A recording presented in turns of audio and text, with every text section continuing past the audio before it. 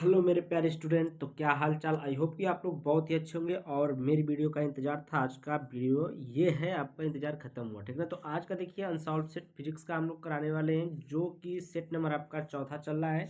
और set number 4 में आपका जो क्वेश्चन नंबर है, देखिए क्वेश्चन कहाँ तक हुआ है, क्वेश्चन नंबर 5 तक हो चुका है, ठीक ना। नेक्स्ट दो वीडियो में हो चुका है, पहले यानी कि पहले दो वीडियो में हो चुका है प्रश्न नंबर 5 तक, ठीक है। ये प्रश्न नंबर 6 से हम कराएंगे और ये आपका तीसरी वीडियो प्रश्न नंबर 6, ठीक ना। तो यहाँ पर देखिए हम क्वेश्चन लिख लिए हैं। क्वेश्चन है कि देखिए परावैद्युत पदार्थ क्या होते हैं, किसी माध्यम के विद्युत धारणशीलता एवं धारणशीलता तथा सापेक्ष विद्युतशीलता को परिभाषित कीजिए तथा दोनों के बीच संबंध ज्ञात कीजिए, ठीक ना। संबंध ज्ञात करना है दोनों के बीच। और देखिए परावैद्युत पदार्थ पहले देख लेते हैं क्या होता है। तो देखिए यहाँ पर परावैद्युत पदार्थ हुआ होते हैं जिसके अणुओं में इलेक्ट्रॉन नाभिक के साथ दृढ़ता से बद्ध होते हैं, यानी कि जिसके अणुओं में जो आपकी इलेक्ट्रॉन होते हैं, इलेक्ट्रॉन नाभिक के दृढ़ता से के साथ किससे दृढ़ता से बद्ध होते हैं, यानी कि बधे होते हैं, ठीक है।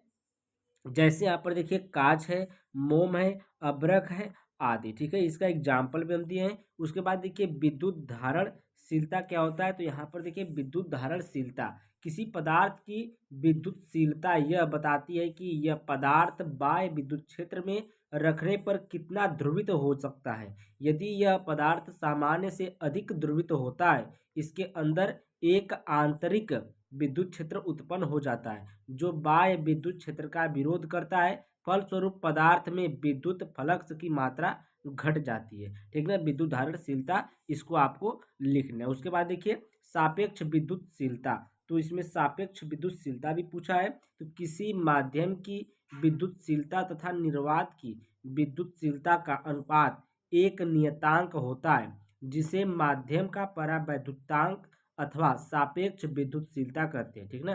किसी माध्यम की विद्युतशीलता तथा निर्वात की विद्युतशीलता का अनुपात एक नियतांक होता है जिसे माध्यम का परावैद्युतांक अथवा सापेक्ष विद्युतशीलता कहते हैं। दोनों के बीच संबंध देखिए क्या होता है। दोनों के बीच संबंध देखिए हम जानते हैं कि D इक्वल टू होता है E epsilon not plus P, ठीक ना। समीकरण नंबर 1 इसको मानेंगे। फिर उसके बाद इलेक्ट्रिक डिस्प्लेसमेंट के लिए, ठीक ना, इलेक्ट्रिक डिस्प्लेसमेंट के लिए लेंगे तो D इक्वल टू होगा E। और ये क्या होता है E एप्सिलॉन है, ये नाट नहीं लगेगा, ठीक है। E epsilon. तो यहाँ पर देखिए P इक्वल टू हो जाएगा EXE, ठीक ना, EXE। तो ये इलेक्ट्रिक पोलराइजेशन के लिए, ठीक है। किसके लिए है ये, इलेक्ट्रिक पोलराइजेशन के लिए, ठीक है। आगे चलते हैं हम लोग।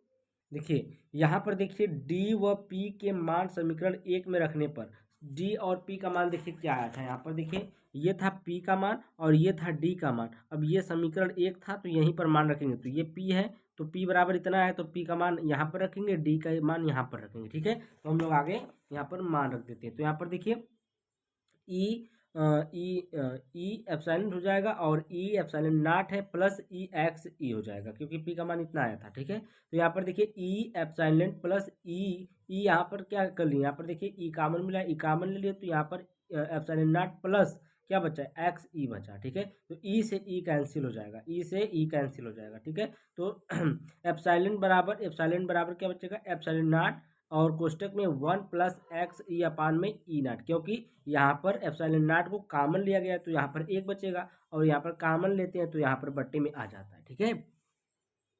जब इससे मल्टीप्लाई जब यहाँ पर करेंगे तो यहाँ पर एप्सिलॉन नॉट होगा और यहाँ पर भी मल्टीप्लाई करेंगे एप्सिलॉन नॉट से तो एप्सिलॉन नॉट कट जाएगा तो ये एक्स ही बचेगा ना, ठीक है। तो यहाँ पर इस प्रकार से होता है, समझ में आया। यहाँ पर देखिए यहाँ पर एप्सिलॉन नॉट, ये एप्सिलॉन है, यहाँ पर एप्सिलॉन नॉट बटे में आ जाएगा तो यहाँ पर एप्सिलॉन बटे एप्सिलॉन नॉट और यहाँ पर इक्वल टू हो जाएगा 1 प्लस में एक्स ई अपान में एप्सिलॉन नॉट। माना यहाँ पर देखिए मान लीजिए 1 प्लस एक्स ई अपान में एप्सिलॉन नॉट बराबर के हो जाता है, ठीक ना, परावैद्युतांक। तो यहाँ पर मान लेते हैं के, तो ये क्या इसके बराबर क्या रख देंगे, के रख देंगे। तो ये हो जाएगा एप्सिलॉन बराबर एप्सिलॉन नॉट, एप्सिलॉन अपान में एप्सिलॉन नॉट बराबर के, आपका यही आपका इसमें संबंध होता है, ठीक है। संबंध निकाल दिए, बस इतना ही करना था, कुछ नहीं करना था। उसके बाद देखिए क्वेश्चन दिया यहाँ पर अथवा किसी चालक में इलेक्ट्रॉनों के अपवाह वेग तथा विद्युत धारा में संबंध स्थापित कीजिए।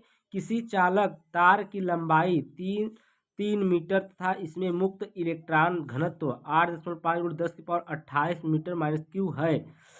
तार के एक सिरे से दूसरे सिरे तक अपवाह करने में इलेक्ट्रॉन कितना समय लेगा? तार के अनुप्रस्थ काट 2 × 10⁻⁻6 मीटर स्क्वायर तथा इसमें प्रवाहित धारा 3 एम्पियर है। ठीक है, सब यहाँ पर दिया हुआ है मान आपका, मतलब आपको बस फार्मूला लगाना है। यहाँ पर देखिए आई इक्वल टू होता है क्यू अपान टी, या समीकरण नंबर 1 मान लेना है। देखिए धारा बराबर होता है आवेश बटे समय। ठीक है, वहाँ पर देखिए यहाँ पर देखिए माना तार के अनुप्रस्थ परिच्छेद का क्षेत्रफल जो है ए है। ठीक है, ए मान लीजिए तथा उसके प्रति एकांक आयतन में मुक्त इलेक्ट्रॉनों की संख्या n है। जब इसका जो अनुप्रस्थ काट का क्षेत्रफल मानेंगे ए, और जब इनकी इलेक्ट्रॉनों की मुक्त इलेक्ट्रॉनों की संख्या कितना मानेंगे n मानेंगे, तथा इलेक्ट्रॉन का अनुगमन वेग आपका vd, अनुगमन वेग को किससे दर्शाते हैं? vd से दर्शाते हैं। तो 1 सेकेंड में तार के क्षेत्रफल में से गुजरने वाले इलेक्ट्रॉनों की संख्या क्या होगी? n into a into v होगी, यानी कि अनुप्रस्थ काट का क्षेत्रफल गुणे में आपका मुक्त इलेक्ट्रॉनों की संख्या गुण में अनुगमन वेग। ठीक है, यहाँ पर देखिए टी सेकेंड में तार के, मतलब सेकेंड में तार के, देखिए तार के लिए हम लोग लेते हैं इसकी, यही चीज लिखना है। ठीक है ना, सेकेंड में तार के लिए क्षेत्रफल में से गुजरने वाले इलेक्ट्रॉनों की संख्या। तो यहाँ 1 सेकेंड था, यहाँ टी सेकेंड, जब टी लेंगे तो यहाँ पर टी रख देंगे। ठीक है, तो यहाँ पर क्या रख दिए? टी रख दिए। ठीक है, आगे चलते हैं हम लोग। अब यहाँ पर देखिए अतः टी सेकेंड में तार के क्षेत्रफल में से गुजरने वाला वह आवेश जो है Q होगा। Q बराबर क्या आएगा? n इंटू ई होता है। Q बराबर क्या है? n इंटू ई। और ये जो आपका अनुगमन वेग है और काट का क्षेत्रफल है, सब यहीं पर है। देखिए n a v d और ये e है। ठीक है, Q इक्वल टू क्या हो जाएगा? n a v d, और यहाँ पर t जो टाइम लिए थे उसके लिए t यहाँ पर, और ये e हो जाएगा। Q का मान समीकरण 1 में रखने पर, अब ये Q का मान जो है समीकरण 1 में Q की जगह पर रख देंगे, तो Q की जगह पर ये रखेंगे और T से T आपका कैंसिल हो जाएगा। T से T क्या होगा? कैंसिल हो, बचेगा क्या? I बराबर बचेगा आपका n a v d और E बचेगा। ठीक है, E बचेगा। अब देखिए यहाँ पर हल करेंगे तो L बराबर 3 मीटर दिया है। देखिए यहाँ पर सवाल में दिया है आपका। ठीक है, मैं आपको सवाल में दिखा दूंगा अभी क्या दिया है। देखिए यहाँ पर देखिए लंबाई कितना दिया है? 3 मीटर दिया है। ठीक ना, लंबाई दिया है 3 मीटर, घनत्व दिया है इसका, मुक्त इलेक्ट्रॉन घनत्व इतना दिया है। और यहाँ पर देखिए आपका n बराबर 8.5 × 10⁻⁻28 -28 है। यहाँ पर देखिए +28 है, ये गलती हो गई है। ठीक है, +28 है। और ये देखिए इसका मान निकालना, a बराबर आपका 2 × 10⁻⁻6 मीटर स्क्वायर दिया, a बराबर 3 एम्पियर दिया है। ठीक है, अब देखिए हम लोग क्या करेंगे, यहाँ पर फार्मूला लगाएंगे V D equal to I upon n A e, जो अभी फार्मूला निकल के रहा है उसी फार्मूले को हम लोग लगा रहे हैं। तो यहाँ पर देखिए आई का मान 3 दिया है, और एन का मान आपका ये दिया है, और ए का मान 2 दिया है क्षेत्रफल, और ई का मान आपका होता है 1.6 × 10⁻−19 कूलम, ये होता ही है। ठीक है, और वी डी इक्वल टू क्या हो जाएगा, जब यहाँ से हम लोग क्या करेंगे, यहाँ से देखिए कुछ नहीं किए, यहाँ से हम लोग कुछ नहीं किए हैं। यहाँ पर देखिए ये इसका मल्टीप्लाई कर दिए तो ये हो गया 17.0, और ये जो आपका 1.6 है तो ये दशमलव हटाएंगे तो ऊपर 0 बढ़ जाएगा। ठीक है, ऊपर 0 बढ़ेगा, दशमलव हटाएंगे, और यहाँ पर जब ये घटाएंगे जोड़ेंगे तो माइनस माइनस, ये देखिए -19 -6 कितना -25 हो जाएगा। 25 में से ये जाएगा कितना, तो बचेगा 28। ठीक ना, तो यहाँ पर अरे 28 में से 25 जाएगा तो बचेगा कितना? 3 बचेगा। 3 बचा ना, 3 बचा। अब देखिए 3 बचा, अब ये 3 को हम लोग ऊपर लेकर जाएंगे, 10⁻³ हो जाएगा, प्लस में तो माइनस में हो जाएगा। अब इसका मल्टीप्लाई करेंगे तो 272 आ जाएगा। कितना आ जाएगा? 272 आ जाएगा। ठीक है, आगे देखिए फार्मूले से हम लोग चलेंगे कि चाल बराबर दूरी बटा समय होता है। तो यहाँ पर देखिए वी डी आया कितना, v D equal to 0.01 × 10⁻³ meter पर सेकेंड, ये आपका आ गया। ठीक है, इसको हम हल किए तो कितना आ गया? 0.11 × 10⁻³ मीटर पर सेकेंड। अब देखिए हम लोग टी बराबर एल अपान वी डी से चलेंगे। यहाँ पर देखिए दूरी को एल से और चाल को वी डी से दर्शाएंगे, तो टी बराबर क्या हो जाएगा? L upon v d. तो यहाँ पर एल का मान कितना दिया था? आपका 3 मीटर दिया था, तो इसको हम लोग क्या किए हैं? दशमलव हटा करके 0 ऊपर बढ़ा दिए। तो यहाँ पर 2 अंक पर दशमलव था, 2 0 लग गया, 300 हो गया। 300/11 गुणे 10⁻³ इतना आ गया। अब ये 10⁻³ ऊपर जाएगा तो 10⁻³ हो जाएगा और यहाँ पर 11 आपका हो जाएगा। तो अब इसको 11 से हम लोग काटेंगे 27 बार में जाएगा, 27.2 गुणे 10⁻³ आ गया। अब इसको हम लोग ये दशमलव इधर लेकर जाएंगे तो यहाँ पर प्लस की संख्या बढ़ेगी और t बराबर 2.72 गुणे 10⁻4 हो जाएगा। ये सेकंड में आपका आंसर आ जाएगा। ठीक है, यहाँ तक आपको समझ में आए बात? अगर समझ में आए तो वीडियो को लाइक और चैनल को सब्सक्राइब अभी कर लीजिए। अब ये क्वेश्चन देखिए, प्रश्न नंबर 7 है। प्रश्न नंबर 7 देखिए क्या है, कह रहा है कि एक समान चुंबकीय क्षेत्र में गतिमान आवेश पर लगने वाले बल के परिमाण एवं दिशा की विवेचना कीजिए। यदि आवेश चुंबकीय क्षेत्र की दिशा में गतिमान हो तब बल का परिमाण क्या होगा। गतिमान आवेश पर चुंबकीय क्षेत्र द्वारा कार्य पर टिप्पणी लिखिए। ठीक है, तो यहाँ पर देखिए पहले हम एक फिगर बनाए। फिगर में देखिए क्या किए हैं, यहाँ पर आपका y अक्ष है, यहाँ पर आपका z अक्ष है और यहाँ पर आपका x अक्ष है। ठीक है, और यहाँ पर एक आपका आवेश है, यहाँ पर प्लस q है और यहाँ पर जो थीटा है v cos थीटा है। ठीक है, ये v है और ये cos थीटा है और यहाँ पर जो आपका इधर है ये v sin थीटा है। ठीक है, यहाँ पर इतना आपको, और इधर से आपका फोर्स, ये फोर्स लग रहा है एफ का। ठीक ना, अब कितना फोर्स लग रहा है, एफ फोर्स लग रहा है। उसके बाद देखिए कुछ हमको इस फिगर के बारे में लिखना है।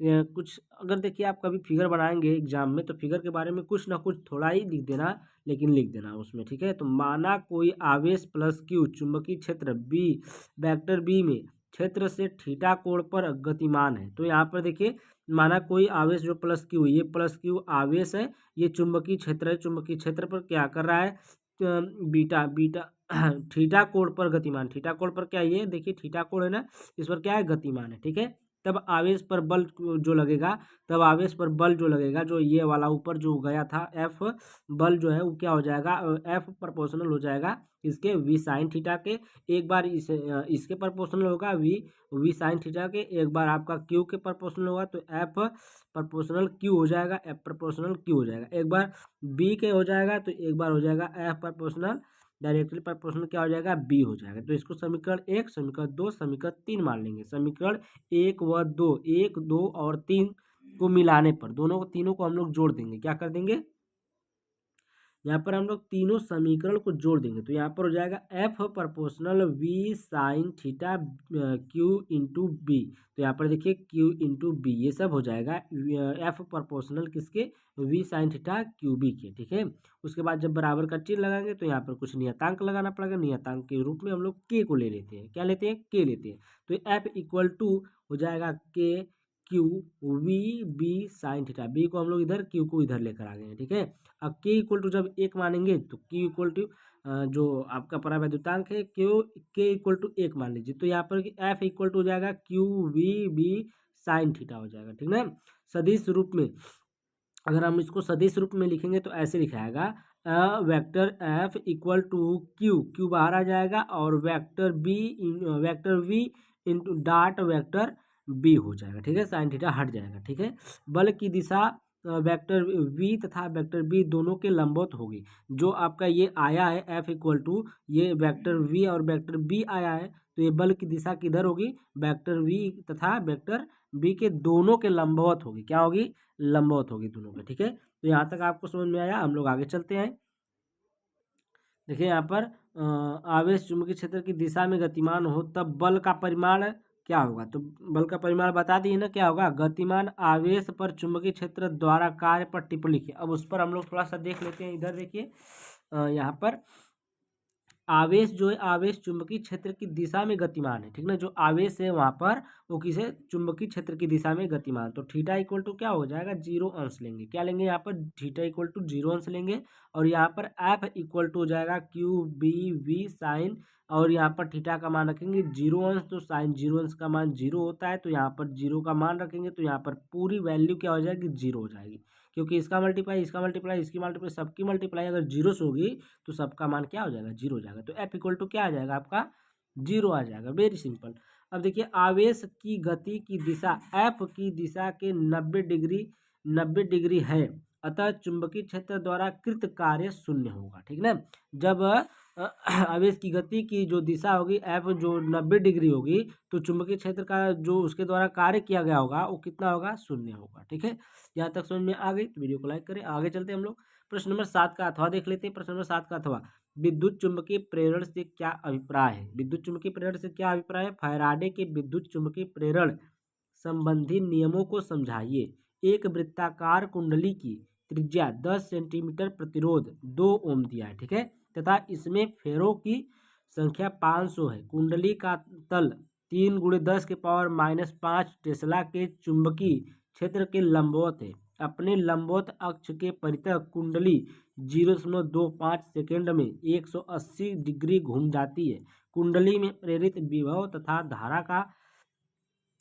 धारा ज्ञात कीजिए। ठीक है, पहले हम लोग जो पूछा है विद्युत चुंबकीय प्रेरण से क्या अभिप्राय, तो उसको हम लोग देख लेते हैं। तो यहाँ पर देखिए, पहले हम लोग कुछ लिख लिए हैं। विद्युत चुंबकीय प्रेरण, देखिए, यदि किसी कुंडली में गुजरने वाले चुंबकीय फ्लक्स में लगातार परिवर्तन हो तो कुंडली में एक वैद्युत वाहक बल उत्पन्न हो जाता है, जिसे हम लोग चुंबकीय प्रेरित वैद्युत वाहक बल कहते हैं। यदि कुंडली बंद हो तो उसमें एक धारा बहने लगती है, जिसे हम लोग चुंबकीय प्रेरित धारा कहते हैं। क्या कहते हैं, चुंबकीय प्रेरित धारा कहते हैं। तथा यह सिद्धांत वैद्युत चुंबकीय प्रेरण कहलाता है। इसी सिद्धांत को हम लोग क्या कहते हैं, इसी सिद्धांत को हम लोग क्या कहते हैं, वैद्युत चुंबकीय प्रेरण कहते हैं। ठीक है, एक बार और देखिए, यदि किसी कुंडली में गुजरने वाले चुंबकीय फ्लक्स में लगातार परिवर्तन हो तो कुंडली में एक वैद्युत वाहक बल उत्पन्न हो जाता है, जिसे चुंबकीय प्रेरित वैद्युत वाहक बल कहते हैं। यदि कुंडली बंद हो तो उसमें एक धारा बहने लगती है, जिसे चुंबकीय प्रेरित धारा कहते हैं। तथा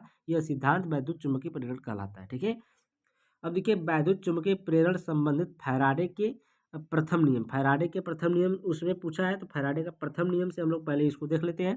जब किसी वैद्युत परिपथ से बद्ध चुंबकीय फ्लक्स में परिवर्तन होता है तो परिपथ में एक प्रेरित वैद्युत वाहक बल उत्पन्न हो जाता है, जिसका परिमाण फ्लक्स के परिवर्तन की ऋणात्मक दर के बराबर होता है। इसे न्यूमैन का नियम भी कहते हैं। ठीक ना, जो आपका जो ये प्रथम नियम फैराडे का प्रथम नियम है, इसको हम लोग कौन सा नियम, न्यूमैन का नियम भी कहते हैं।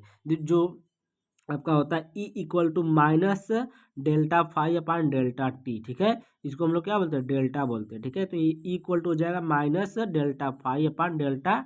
ये इसका क्या होता है, फार्मूला होता है। ठीक है, तो यहाँ तक आपको समझ में आया। आगे चलते हैं।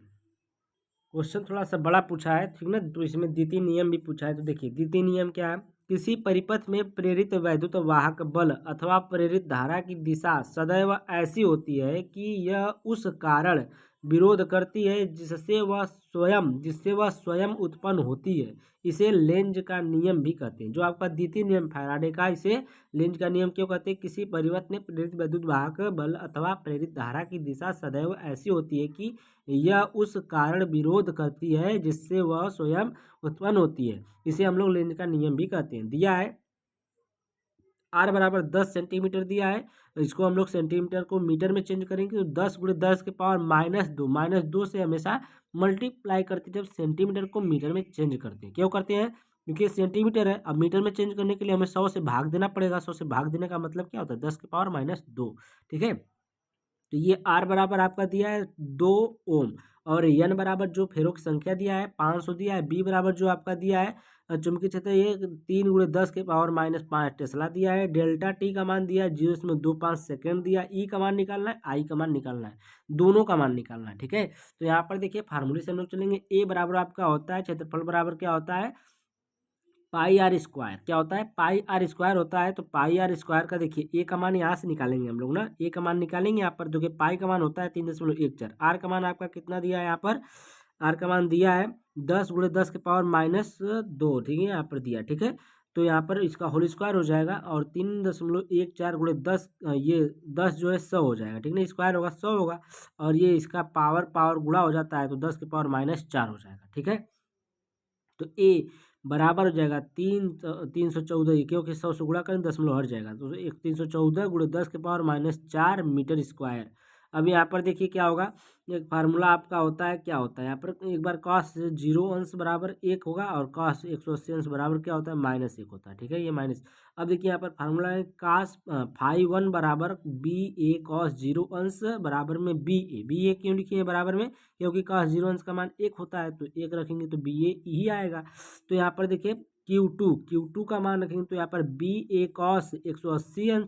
अब देखिए ये Q2 नहीं है, फाई 2 है, फाई 2 बराबर बी ए कॉस 180 अंश। जब 180 अंश का मान रखेंगे तो 180 अंश का मान माइनस होता है, -1 होता है, तो माइनस रखें तो ये माइनस बी ए हो जाएगा, ठीक है, ठीक है ना यहाँ पर।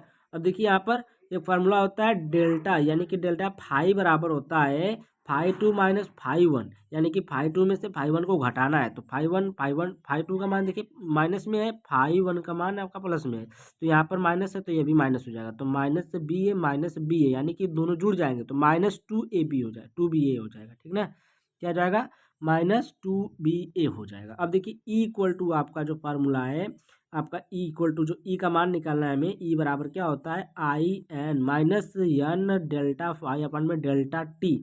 अभी ये फार्मूला उधर हम लोग देखें तो -n डेल्टा फाई अपन डेल्टा टी देखें। अब देखिए यहाँ पर n जो है फिर एक संख्या रखेंगे और 2ba इसका मान है फाई का, और यहाँ पर डेल्टा टी देखते हैं अभी क्या होता है।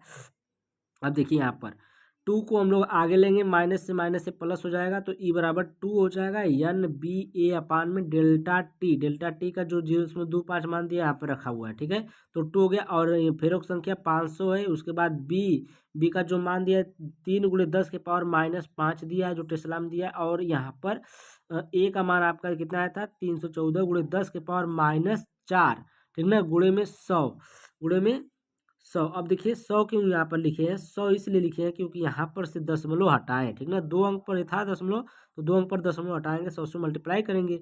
अब देखिए यहाँ पर 25 से हम लोग 5 से काटेंगे इसको, या तो 25 से काटेंगे तो डायरेक्ट ये कटेगा 20 बार में, यानी कि 25 दूना के 50, 25 दूना 50 और एक जीरो बचा तो जीरो लिख लिए। उसके बाद देखिए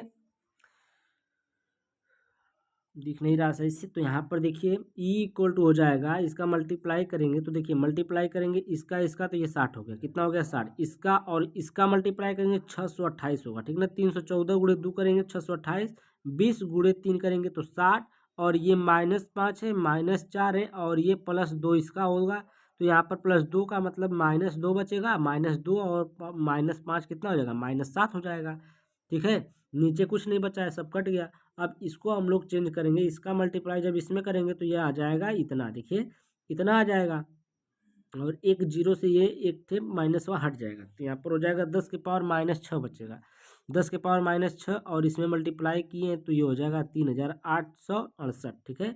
अब इसको हम लोग दशमलव के रूप में लिखेंगे तो ये 1 2 3 3 अंक पर दशमलव लगाएंगे तो 3 थे, और प्लस बढ़ेगा तो माइनस घटेगा, ठीक है, जब प्लस की संख्या बढ़ती है तो माइनस की संख्या घटती है, तो यहाँ पर प्लस लगाएंगे 3 तो यहाँ पर से घट जाएगा, -3 हो जाएगा, तो यहाँ पर E बराबर 3.868 × 10 के पावर -3 वोल्ट, ये आपका E का मान आ गया। और आपका जो I का मान निकालना था, अब हम लोग यहाँ पर I का मान निकाल लेते हैं। यहाँ पर I का मान निकालें, देखिए ओम के नियम से, किस नियम से, ओम के नियम से। तो ओम का नियम क्या होता है, ओम का नियम होता है I = C/R, ठीक है, C/R। तो यहाँ पर C का मान कितना होता है आपका, 3 × 10 के पावर, मैं ही लिखा हूँ, मैं ही भूल गया था, ये E है, ठीक ना, E है, E क्या है, E है, तो E है, E का मान कितना है, 3.8 × 10 के पावर -3 आया है, E का मान आया, अभी अभी निकालें, अभी आया जो, इसी को रख देंगे, और R का मान दिया था 2 मीटर, तो यहाँ पर 2 रख देंगे।